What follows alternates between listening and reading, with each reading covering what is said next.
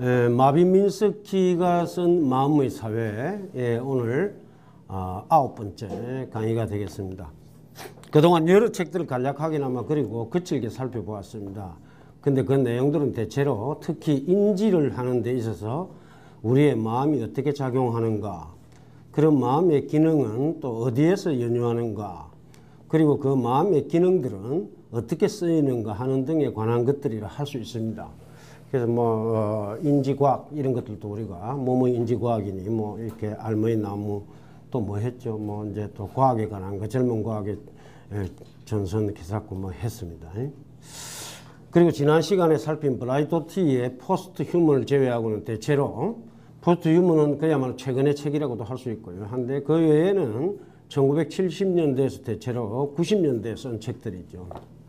오늘 살피고자 하는 마음의 사회도 사실은 1980년대 중반에 쓰인 책입니다. 1985년, 86년 이렇게 되어 있는데 그게 왜 두 개로 이렇게 적혀 있는지 확인을 안 해봤는데 85년 내지 86년이라 하면 되겠습니다.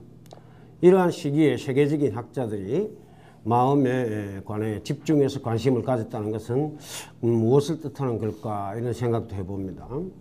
글쎄 꼭 그렇다고 단정할 수는 없지만 20세기가 거의 마감되는 시점에 전격적으로 컴퓨터 디지털 혁명과 더불어 인간 존재에 대한 모종의 제 생각입니다. 종말론적인 기운이 감돌았던 것은 아닐까. 그래서 인간 존재의 정체와 그 한계를 적극적으로 모셔가려 했던 것은 아닐까 이런 생각을 해봤습니다. 지금도 그래서 우리가 포스트 휴먼 이야기도 했습니다만은 말 자체가 인간 이후, 그래서 후인간 이런 식으로 해석될 수 있는 거였잖아요. 그게 말 자체가 벌써 기존의 인간, 우리가 알고 있던 인간은 거의 이제 종말을 고하고 새로운 인간형이 등장한다. 이런 식의 이야기에 커다란 말하자면 시대적인 큰 말하자면은 획을 끊는다 할까 그런 거였습니다. 자, 저자 마빈 민스키의 이력은 그야말로 천재적인 능력의 발휘로 화려합니다. 우선 그는 인공지능에 폭넓게 관심을 가진 인지과학자로 소개됩니다. 인지과학자. 하버드 대학에서 수학과를 마치고 1954년 프린스턴 대학에서 수학으로 박사학위를 받은 사람입니다. 1958년부터 MIT 대학 교수로 일하게 되는데요.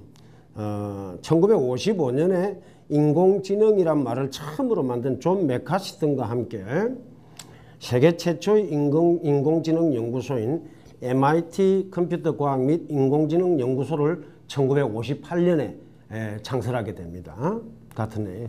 그는 1951년에 그러니까 여러분들 인공지능이란 말이 1955년에 처음으로 생겨났다. 그런 거 존 맥카시에 의해서 이거 그냥 상식적으로 알아두시면 좋을 듯 합니다. 1955년은 하필이면 아인슈타인이 사망한 해고요. 제가 태어난 해고 그렇습니다. 제만 태어난 게 아니고 빌 게이츠도 태어났고요. 아마도 1955년 54년생쯤 되나 스티브 잡스도 나이가 저하고 거의 같습니다. 54년생인가 하여튼 그래서 우스갯소리로 그럽니다. 아인슈타인이 죽고 나니까 그 영혼이 전 세계에 막강한 천재들에게 터져가지고 이제 그 해에 천재들이 많이 탄생했다.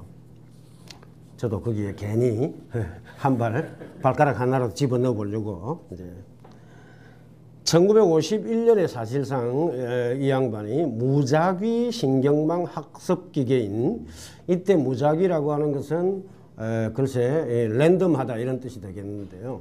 그런 어떤 신경망 학습기계인 스나르크라고 하는 이게 약자입니다. 이게 복잡한 약자인데 그걸 만들었고 1957년에 오늘날 가상현실에서 핵심 장치인 일종의 안구주사장치가 뭐냐면은 가상현실 이게 여기 63년에 보면 헤드 마운티드 디스플레이를 만들었다 이렇게 돼 있잖아요. 이 헤드 마운티드 가상현실을 쓸 때에 눈이 어떻게 움직이느냐에 따라서 눈이 움직이는 각도를 정확하게 이렇게 파악을 해가지고 거기에 따라서 중앙 컴퓨터에서 말하자면 보여주는 화면이 달라집니다. 그렇게 되면은 지각을 실제로 하는 것하고 비슷한 느낌을 갖게 됩니다. 그게 왜 그러냐 하니까 우리가 뭐죠? 고개를 움직여가지고 이렇게 하면 보이는 게 다르잖아요. 그래서 고개가 움직이는 것도 헤드마운트 디스플레이 해가지고 정확하게 이제 그 각도를 파악을 하고 아래 위 이런 거 다 파악하고 고개를 움직이지 않더라도 우리가 눈동자만 움직일 수도 있잖아요. 그러면 또 보이는 게 다르죠. 이제 그거에 따라서 말하자면 중앙 컴퓨터에서 보여주는 화면을 달리하면 딱딱 그게 막 대응되게 딱 하면은 마치 진짜 지각하는 느낌을 갖는 겁니다. 요거는 뭐하고 대비해 보면 알 수 있느냐면 영화는 내가 몸을 움직이든 말든 똑같이 나오죠. 영화는. 근데 이 가상현실 기술은 내가 움직이면 화면이 다르게 되는 겁니다. 그러니까 우리가 이렇게 보면 여기가 보이고 이렇게 보면 여기가 보이잖아요. 그걸 갖다가 컴퓨터에서 자동으로 이렇게 조정되도록 하는 것이 이 가상현실 기술의 기본인데 이런 걸 갖다가 최초로 만든 인물이 마빈·민스키다. 참 정말 대단한 인물입니다. 그리고 셰뮬 페프트라고 하는 인물이 이 마빈·민스키하고 가장 절친한 친구인데 페프트와 함께 1969년 인공신경망의 분석에서 기초가 되는 퍼셉트론, 이 퍼셉트론이 참 유명한 모양입니다. 근데 퍼셉트론 그러니까 벌써 퍼셉션하고 연결이 되지 않습니까? 그래서 지각하는 기계죠. 그러니까 말하자면 계산적 기하학 입문이라는 책을 공동으로 써가지고 그동안 이루어지고 있던 기호체계에 의한 인공지능 연구의 한계를 지적했고, 기호체계라고 하는 것이 이게 이제 기호체계는 아마도 정보 이론에 입각한 그런 어떤 컴퓨터 프로그램 짜기가 되겠는데 그런 그 한계를 지적했다는 식이고요. 그로 말미암아 가지고 묘한 일이 벌어지는데 1980년대에 AI 윈트 해가지고서 80년대부터 이 인공지능 연구가 거의 불가능하다라고 하는 식의 말하자면 난관에 봉착해가지고 그 연구가 좀 시들해졌다는 그게 있습니다. 그래서 이제 저번에 우리가 본 거 에메케 크는 인물이 기계 속의 생명 했을 적에 그죠? AL 아티피셜 라이프 크는 거 이제 그게 그쪽으로 선회한 그런 게 있는데 다시 또 이제 21세기 들어서면서 AI가 또 힘을 발휘하게 된 거죠. 자, 아무튼 그는 스탠리 큐브릭의 영화 2001 A Space Odyssey 하는 거 68년도에 나온 영화인데 요거의 모델이 된 인물이 바로 마빈·민스키다. 그리고 큐브릭과 이 영화의 극본을 함께 쓰기도 했고요. 실제 마빈·민스키가 미안합니다. 쓰기도 했고 아드 클라크입니다. 아드 클라크가 큐브릭하고 같이 말하자면 극본을 쓴 소설가인데 이 아드 클라크가 말하자면 그 소설을 썼고 그걸 갖다 영화 만들 적에 말하자면 모델이 된 인물이 마빈·민스키라는 겁니다. 그런데 이 아드 클라크도 아마 이 마빈·민스키를 모델로 한 건가 했지 싶습니다. 이 양반이 쓴 글을 인터넷 찾아보니까 이래 1980년에 민스키와 굿이라고 하는 인물, 굿은 인공신경망이 어느 자의적인 학습 프로그램이건 그것에 맞춰 자기 복제를 하여 자동으로 생성될 수 있음을 보여줬다. 인공신경망이 스스로를 막 이렇게 자동으로 생성할 수 있다는 걸 보여줬다는 겁니다. 인공 두뇌들은 인간 두뇌의 발달과 놀라울 정도로 유사한 과정에 의해 발달할 수 있을 것이다. 인간 두뇌의 발달에 관해서는 사실은 이게 이제 컴퓨터하고 전혀 다르다라고 주장하는 사람들이 좀 있습니다. 대표적인 인물이 에델만이라고 하는 인물이 있는데요. 신경과학자인데 에델만이라는 인물이 이제 뭐라고 했느냐면요. 컴퓨터라든지 뭐 또는 원자, 분자 이런 것하고 이 인간 두뇌 신경계하고 전혀 다른 측면이 하나 있다. 그게 뭐냐 하니까 인간 신경계 내지는 동물의 신경계는 전부 다 진화의 산물이라는 겁니다. 그래서 다른 것들은 진화가 안 되는, 진화라고 하는 그 기제가 들어있지 않은데 인간 신경계 두뇌는 진화의 측면이 있기 때문에 기나긴 생물학적인 어떤 역사가 들어있기 때문에 컴퓨터하고 전혀 종류가 다르다 이렇게 이야기를 하기도 합니다. 자, 아무튼 그 에델만은 제럴드 에델만입니다. 제럴드 에델만. 다음 학기에 4월 달부터 하려고 하는데 그 첫 권이 마음과 두뇌 크는 거, 두뇌와 마음 하려고 하는데 그 첫 권이 그 에델만 책입니다. 신경과학과 마음의 문제 크는 유명한 책이 있습니다. 발달과 놀라울 정도로 유사한 과정에 발달할 수 있을 것이다. 어떻든 간에 그 세밀한 내용은 결코 정밀하게 알려지지 않을 것이다. 설사 알려진다 하더라도 인간의 지성에 비해 수백만 배로 복잡할 것이다. 자, 뭔가 하니까 인공두뇌가 제 스스로 막 이렇게 스스로를 신경망을 막 인공신경망을 스스로 생성해 나가는데 그걸 우리 지성이 그것이 어떻게 이루어지는가에 대해서 설명이 사실은 잘 안 된다는 겁니다. 요즘 이게 이제 학습 문제 있지 않습니까?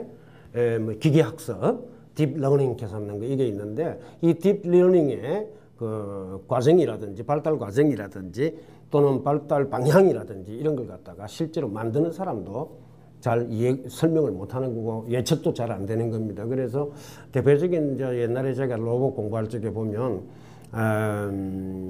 키스맷이라고 하는 로봇을 만든 브리질이라고 하는 이제 그 로봇 공학자가 여잔데 있는데요.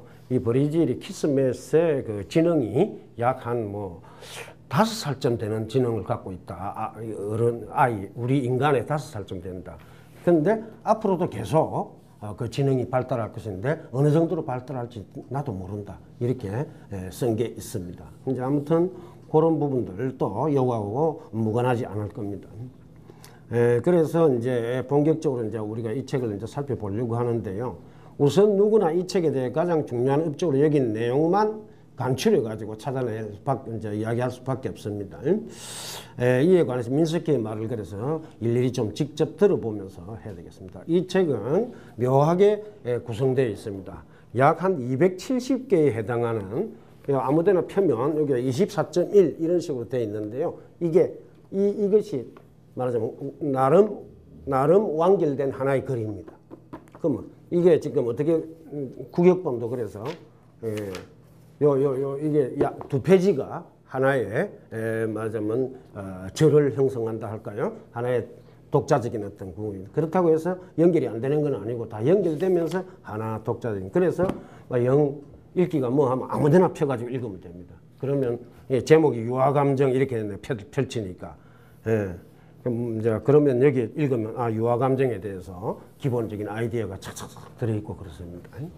그런 식이니까 그러니까 온갖 내용들이 다 들어있는데 뭐 구조의 기능 아무렇게나 펴보면 실패를 통한 학습 뭐 이 제목이 다 이렇게 기억의 사회들 자꾸 이렇게 다 나와 있습니다. 그래서 목차를 보고 특히 관심 있는 부분을 찾아가 읽으면 되겠습니다. 자, 그런데 마비민스키의 마음의 사회학은 이게서 가장 중요한 단어가 행위자입니다. 에이전트라고 하는 건데 에이전트를 뭐 이렇게 번역하기에 따라서는 대행자 이렇게 번역하기도 하는데요. 대행자 이러면 마치 누구누구를 대신해서 하는 것처럼 이렇게 되는 것 같아가지고 대신해서 하는 게 아니거든요. 내용을 보면. 그래서 에이전트는 그냥 자기가 독자적으로 자극을 받아 움직이는 거예요. 움직이는데 뭐 의도가 있는 것도 아니고 그냥 움직입니다. 그냥 움직이는데 그런 행위자들이 그냥 움직이는 행위자들이 막 서로 연결해가지고 입력 출력되고 막 하면서 이렇게 되는데 이제 입력 출력된다는 것은 또 달리 말하면 온 오프입니다. 다른 행위자가 A라는 행위자가 B라는 행위자를 갖다가 끌 수도 있고 켤 수도 있고 막 이런 게 있고요. 그러면은 켜지면은 이 켜진 행위자가 또 다른 행위자를 끌 수도 있고 켤 수도 있고 또 끄지면 끄지는 대로 또 다른 행위자를 갖다가 켤 수도 있고 끌 수도 있고 막 이런 식의 복잡한 어떤 그런 네트워크를 형성한 걸로 보면 됩니다. 첫 번째 행위자들 겁니다.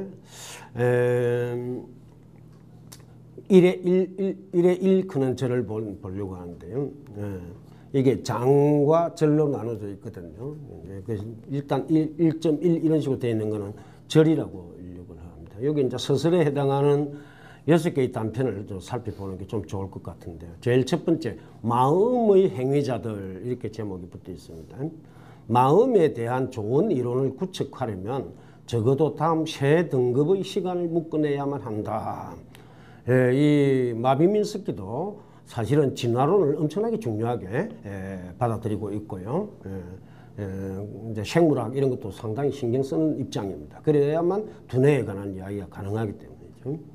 수십억 년 동안 천천히 흐르면서 우리의 뇌가 진화해온 시간 이것도 염두에 둬야 되겠고 몇 주일 내지는 몇 달 동안 그야말로 잠깐 동안 지나가는 요람기의 어떤 유아시간 이런 것들도 생각해 봐야겠고, 그리고 그 중간쯤 되는 우리의 생각들이 성숙해온 수세기에 걸친 역사의 시간입니다. 자, 뭔고 하니까 뇌가 장구한 세월 동안에 이 뇌는 인간에게만 뇌가 있는 게 아니죠. 일반 동물들에도 다 뇌가 있는데요. 이 두뇌는 참고로 말씀드려가지고 운동하는 것들에 필요합니다. 묘하게도 움직이는 동물들은 전부 다 뇌를 갖고 있다 이렇게 보시면 됩니다. 그러니까 지렁이도 일정하게 조그마한 형태이긴 하지만 뇌가 있다고 봐야 되고요. 그래서 온몸에 신경이 퍼져 있기 때문에 그래서 지렁이도 살짝 어디 건드리면 꿈틀하죠. 그게 이제 신경작용이 되겠는데 나름대로 그 신경이 좀 모여 있는 두뇌가 있습니다. 그러니까 이제 두뇌가 쭉 진화해 왔다. 그게 이제 가장 길고, 그 다음에 이제 우리 인류가 쭉 이제 생성돼 가지고 이렇게 지금까지 내려오면서 뭐죠? 문화적인 것, 역사적인 이런 거 있지 않습니까? 이런 것들이 전성돼 내려오는데 그 시간. 그 다음에 사실 요람기의 유아시간 그런 것을 한편으로 보면 우리 개개인이 살아오면서 형성한 시간 이렇게 보면 되겠습니다. 마음을 설명하기 위해서는 이게 핵심적입니다. 마음을 설명하기 위해서는 마음이 어떻게 마음이 없는 소재들에서 건립되는가를 보여야 한다. 마음을 설명하는데 마음이 있는 것으로부터 마음을 설명한다. 이거는 말하자면 동어반복에 속한다 할까요? 또는 무한태행 이런 게 속하기 때문에 안 된다. 말하자면 우리가 똑똑하다고 할 수 있는 그 어떤 것보다 훨씬 더 작고 간단한 부분들에서 어떻게 마음이 건립되는가. 이 훨씬 더 작고 간단한 부분들은 그야말로 마음이 없는 것들입니다. 마음이 없는 것들에서 어떻게 마음이 건립되는가를 보여야 된다. 그 자체 생각이나 감정이 전혀 없는 것들로 환원해서 마음을 설명할 수 없는 한 어떤 방식으로 마음을 설명한다 할지라도 그 설명은 순환 논리에 빠질 수밖에 없다. 하지만 그 간단한 작은 조각들, 뭐냐니까 생각도 없고 감정도 없는 가장 간단한 작은 조각들이란 도대체 무엇인가 해놓고서 하이픈을 꺼가지고 마음을 형성하는 행위자들, 에이전트라고 하고 있습니다. 그러니까 이 에이전트는 마음이 아닙니다. 말하자면 마음이 아닌 겁니다. 근데 이 마음 개념도 좀 특이합니다. 나중에 보면 이것이 이 책의 주제이고 이것을 아는 것이 우리의 과제이다. 대답해야 할 많은 물음들이 있다. 이제 그러니까 마음이 이 행위자들로부터 분명히 형성돼 나오는데 발생돼 나오는데 발생된다 해도 될 것 같아요. 형성돼 나오는데 문제는 마음이 형성돼 나올 수 있는 바탕이 되는 말하자면 이 행위자들 이게 이제 과연 뭐냐 이게 이제 가장 큰 문제라는 건데 그래서 3페이지에 아예 그래서 길지만 다 가져와 봤습니다. 이 마빈 민스키라든지 또는 뭐 다른 사람들도 생각하면 이런 걸 생각을 해봐야 된다는 기본을 좀 보여드리기 위해서요. 기능, 행위자들은 어떻게 작동하는가? 뭔가를 우리가 설명하려고 그러면 기능이 뭔가? 그 다음에 그것들이 모여가 있는데 어떻게 편성되어 있고 어떻게 이제 이 인바디먼트라고 하는 것은 사실은 모여가지고서 어떤 마치 무슨 몸을 형성하듯이 이제 이렇게 되겠습니다. 그래서 편성이라고 번역을 해봤습니다. 행위자들은 무엇으로 또 되어 있는가 이런 걸. 또 행위자들 그러니까 이게 또 묘한데요. 미리 말씀드리면 행위자들은 또 다른 행위자들로 되어 있어요. 근데 그 행위자들이 자꾸만 더 작은 거 이렇게 내려갈 수 있습니다. 그래서 제일 마지막에 그걸 행위소라고도 하는데요. 자, 한번 봅시다. 그 다음에 상호작용, 행위자들은 어떻게 소통하는가? 기원들, 최초의 행위자들은 어디에서 오는가? 유전, 우리들은 모두 다 똑같은 행위자들을 갖고 태어나는가? 학습, 우리는 어떻게 새로운 행위자들을 만들고 옛 행위자들을 변화시키는가? 이때 옛 행위자들을 변화시킨다 할 때는 기능을 변화시키기도 하고 어떤 인바디먼트의 그런 방식을 변화시키기도 하고 그래서 상호작용이 달라지고 하겠죠. 성격, 가장 중요한 행위자들의 종류는 무엇인가? 권위, 행위자들이 다툴 때 무슨 일이 생기는가? 충돌할 때 이제 조정을 해줘야 되겠죠. 조정해주는 어떤 이게 있는데 이 조정 이런 것들도 생각할 수 있다는 겁니다. 행위자들 사이에서요. 의도, 그런 네트워크들은 어떻게 바라거나 원할 수 있는가? 자, 행위자 하나하나는 바라거나 원하거나 이런 게 안 생기는데 이것들이 네트워크를 형성하니까 이게 뭔가 바란다. 또는 원한다는 식으로 이야기될 수 있는 관찰자로서 이야기될 수 있는 그런 게 나타난다는 거죠. 역량 행위자들의 집단들은 개개 행위자들로서는 할 수 없는 일을 어떻게 할 수 있는가. 이게 이제 나중에 에이전시 사고하는 게 나오는데요. 그 다음에 자성 그런 문제는 나옵니다. 행위자들이 모여 있는데 행위자들이 모여 있을 적에 거기에 통일성 또는 인격성을 주는 것은 무엇인가. 이 간단하게 이야기하면 우리가 인격성을 갖고 있잖아요. 그래서 나는 나다라고 생각하죠. 이제 따지자면 나는 나다라고 하는 것도 결국은 행위자들의 어떤 관계에 의해 가지고 행위자들의 어떤 배열, 배치, 그 다음에 그것들의 어떤 네트워크 이런 것들에 의해서 생겨난다고 보는 겁니다. 의미와 행위자들은 어떻게 어떤 것을 이해할 수 있는가. 이해한다는 것은 마음에 관한 거잖아요. 이게 전부 다 뭐냐니까 행위자들이 모여가지고 어떻게 모이면 마음이 되고 이해를 하고 막 이러느냐 이런 식입니다. 감성도 이제 행위자들은 어떻게 정감과 감정을 가질 수 있는가. 진짜 어려운 문제들입니다. 사실 이게. 자각, 행위자들은 어떻게 의식적이거나 또는 자각적일 수 있는가. 우리가 지금 이거 읽으면서 의식했죠. 의식하고 또 이게 뭐냐 하고 생각하고 한 이것들도 궁극적으로는 행위자들로부터 생겨난다. 이렇게 이제 보고 있는 겁니다. 그러니까 행위자라고 하는 것이 정말로 중요한 개념이 되겠습니다. 이 물음들 중 하나만 해도 대답하기에 너무 벅차 보인다. 마빈민스키 이야기입니다. 조그만하게 글씨로 해놓은 거. 그런데 이렇게 많은 내용들을 어떻게 다 설명할 수 있을 것인가. 그렇다. 이 물음들 각각을 다른 것들과 분리시켜 생각하면 모두 다 어려워 보인다. 하지만 마음을 행위자들로 구성된 하나의 사회, 이게 이제 마음의 사회라고 하는 개념이 여기서 나오겠습니다. 그러니까 마음은 뭐냐니까 행위자들로 구성된 하나의 사회다 이겁니다. 그래서 마음 자체가 뭐 이렇게 독자적인 실체성을 갖는다든지 이런 게 전혀 아니라는 겁니다. 여기게 되면 각 물음에 대한 대답이 다른 물음들의 해답을 얻는 데 빛이 될 것이다. 이런 식으로 일단 접근을 서술해서 이제 이런 말을 하고 있습니다. 마음은 행위자들로 되어 있는 일종의 사회와 같다는 것이 그의 핵심 주장입니다. 그리고 그 행위자들은 마음을 갖고 있지 않은 것이어야 한다는 겁니다. 그렇지 않으면 마음으로 마음을 설명하는 꼴이 되기 때문에 순환 논리를 벗어날 수 없어 과학적으로 가치를 가질 수 없다는 겁니다. 과학이라고 하는 것은 설명과 예측이죠. 기본이. 설명과 예측인데 설명이 될 수가 없다라는 겁니다. 그런데 마음이 없는 작은 조각들이 어떻게 마음을 형성하는 것도 우선 문제이거니와 이 행위자들의 정체가 무엇이며 어떻게 작동하는가가 더 기초적인 문제가 되겠습니다. 이걸 좀 알면 마음을 형성하는 어떤 메커니즘 이것도 좀 알 수 있을 것 같은데요. 그래서 이 행위자 정체가 뭐냐 하는 건데요. 이에 관련해서 자신이 의문을 가지고서 탐구했으면 하는 내용들을 열게 놓은 것을 위에 것들입니다. 본어라면 흔히 철학에서 가장 중요한 건 자성 찾는 거죠. 나, 자아 개념 이런 것들이고요. 이런 거라든지 심리학 내지는 인간학에서 중요하게 여기는 핵심 문제들이 포함되어 있음을 알 수 있습니다. 의도, 자성, 의미화, 감성 그리고 자각 등 이런 개념들은 사실 기존의 철학, 심리학 또는 엔트로폴로지, 인간학 이런 데서 다 다루고 하는 그런 내용이죠.